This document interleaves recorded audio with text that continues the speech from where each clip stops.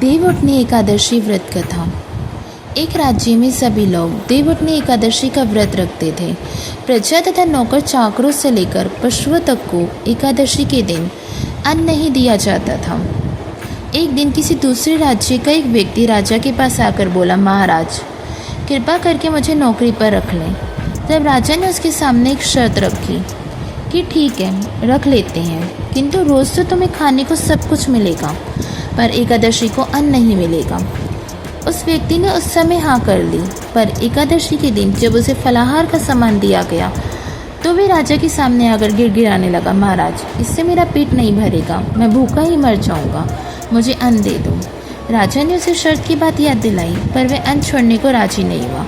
तब राजा ने उसे आटा, दाल, चावल आदि दिए। वे नित्य की तरह नदी पर पहुंचा और स्नान कर भोजन पकाने लगा। जब भोजन बन गया तो वे भगवान को बुलाने लगा, आओ भगवान, भोजन तैयार है। उसके बुलाने पर पीताम्बर धारण किए भगवान चतुर्भुज के रूप में आ पहुँचे और प्रेम से उसके साथ भोजन करने लगे। भोजन करके भगवान अंतर्ध्यान हो गए और वे अपने काम पर चला गया। 15 दिन बाद अगली एकादशी को भी राजा से कहने लगा कि महाराज मुझे दुगना सामान दीजिए। उस दिन तो मैं भूखा ही रह गया। राजा ने कारण पूछा तो उसने बताया कि हमारे साथ भगवान भी खाते हैं, इसलिए हम दोनों के लिए ये सामान पूरा नहीं होता। ये सुनकर राजा को बड़ा आश्चर्य हुआ। मैं नहीं मान सकता कि भगवान तुम्हारे साथ खाते हैं। मैं तो इतना व्रत रखता हूँ, पूजा करता हूँ, पर भगवान ने मुझे कभी दर्शन नहीं दिए। राजा की बात सुनकर वे बोला, महाराज यदि विश्वास ना हो तो साथ चलकर देख लें।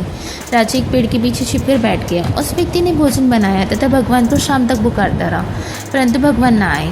अंत में उसने कहा, हे भगवान यदि आप नहीं आए तो मैं नदी में कूद कर प्राण त्याग दूंगा। भगवान नहीं आए। तब वे प्राण त्यागने के लिए नदी की तरफ आगे बढ़ा।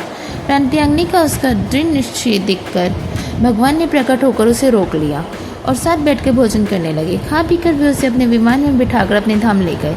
ये देख राजा ने सोचा कि व्रत उपवास से तब तक कोई फायदा नहीं है जब तक मन शुद्ध ना हो। इससे राजा को ज्ञान मिला।